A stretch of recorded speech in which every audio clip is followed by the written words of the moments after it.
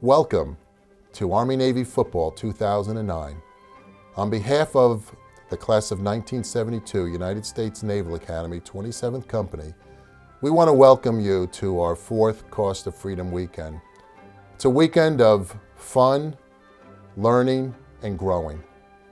It's a weekend of family, friends, classmates, honored guests, all under one roof, just one big family.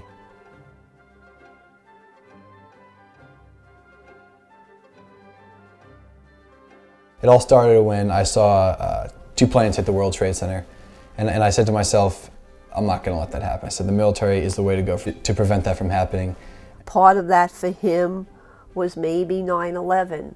It made it real to him knowing that his country and New York meant so much to him that he felt that this was part of his life, and he wasn't going to say, no, I'm not going to do it, let someone else do it. And people said, well, aren't you afraid, you could die in the military? And I said, you know what? I said, there's a cost for everything. You talk about the cost of freedom, and I think that is the cost of freedom sometimes, is making the ultimate sacrifice. The cost of freedom is very high, very often. A lot of good young men and women have paid with their lives for our cost of freedom, and that's happened over the years. Because freedom is not free. It took the lives of many soldiers, of many servicewomen along the way, from the earliest in the Revolutionary War up to the present time. And without those sacrifices, we would not be here today. The cost of freedom remains the same. It remains a willingness to sacrifice your own personal freedom for the greater good of the whole, and the continuation, making this a better world for our kids and our grandchildren.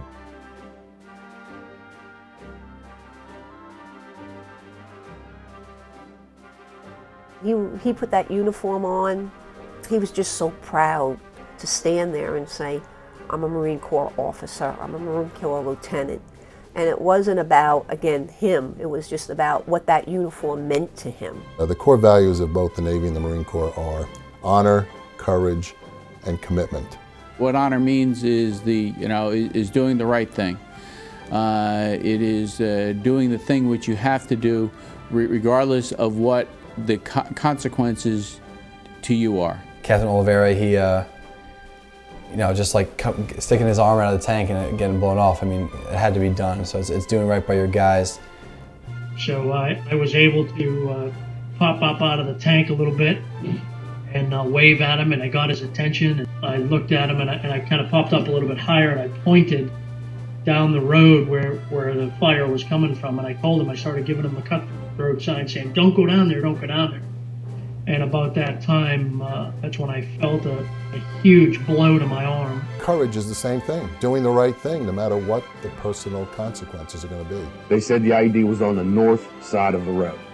So I had my first fire team and my second fire team on the south side of the road, and I was parallel with the first fire team on the north side of the road. So if we did stumble across this IED, I wouldn't watch one of my Marines get blown apart. Next thing I know, I came to in a cloud of dirt. I had no recollection of what happened, no idea what's going on. I start to try to crawl away, and as I'm crawling away, I look at my hand and see blood just spurting out. That's when I realized, damn, I'm hit. The damage from my leg, the piece of shrapnel blew right through, so it broke the tibia and the fibia, both of those bones in your shin. And my foot was just kind of moving back and forth, and Doc's trying to get my boot off, and I could feel the bones in there just ripping and tearing, and that was really painful. Courage means having the ability to stand up to tough times and a hard situation, and to face it with honor. Corporal Nicholson, who was the second fire team leader, he had stayed where he was, and he started saying, we're taking fire. They're shooting at us. So just like any other thing, I would shoot back. So, Doc's working on my leg, and Connor, my first fire team leader, he took over, so he has the radio, and he's shaking like a leaf, Connor, relax, calm down. Call it in, you're taking me straight to Camp Fallujah. You're not taking me back to the firm base. Commitment binds the two together, and what that says is that I'm going to see my way through and to make things work and to get what I have to get done, the mission which I've been assigned done. The desire of the men and women in the service today and the commitment and the sacrifice that they make is unbelievable. Courage, honor, and commitment totally exemplifies your current U.S. soldier, even more so than in the past, because these two are volunteers. They are volunteering to go into harm's way. Don't get me wrong, my father was drafted in Korea, and my uncle was drafted into the Second World War, and they served with distinction and courage.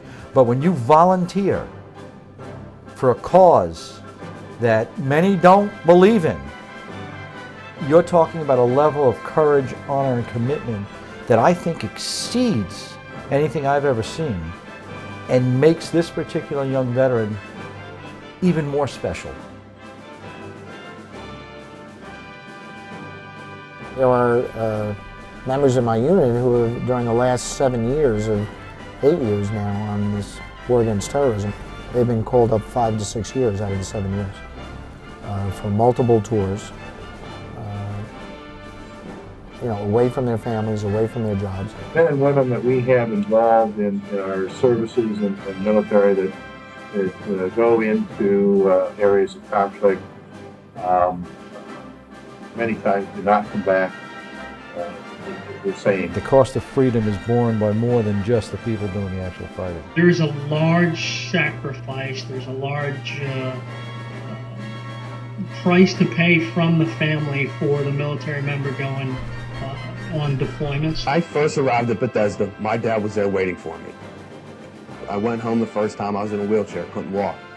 And he pushed me to walk again. He said, you know what, I'm 5'2". You're 6'1". I'm not carrying you up the steps to use the bathroom. Do it yourself. And he was being mean and he was being hard. He was trying to push me. And sure enough, that's how I learned how to walk again. The ultimate sacrifice doesn't only affect the person who is sacrificing themselves, it affects everybody around them and their family as well. They're not tears of sorrow. They're tears of hurt. Hurt. And if it sounds strange, it's hurt with pride, or pride with hurt. I'm so proud, but I hurt.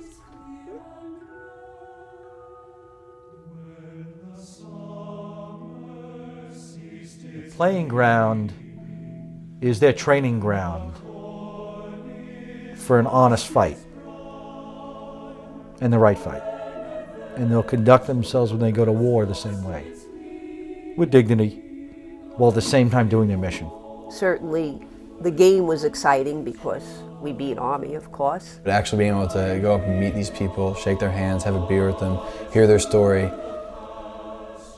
I just think that sat a lot deeper with me, and like we talked about, is that we became family. This cost of freedom is a very small way that we all can participate and give back some to these honored guests that we have with us, and show them that we, as individuals, we as a group of classmates from the Naval Academy, and we as a country care for them, and are extremely thankful. It's not about watching a game, it's about the cost of freedom. We live in freedom, and we can't take for granted what there is a cost.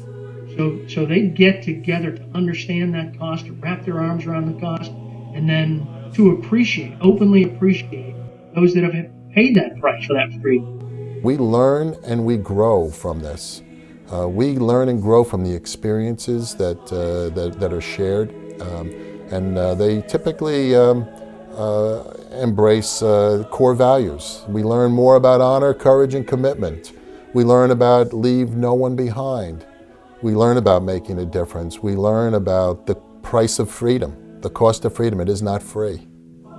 And to read about these things is one thing, but to have it shared with people who have walked the walk, to us, is exciting, and we come away being better husbands, being better fathers, being better people in our community, because we have a greater level of appreciation as a result of having been involved in some of these weekends. I just want our troops to know how much we appreciate them. Thank you, thank you, thank you.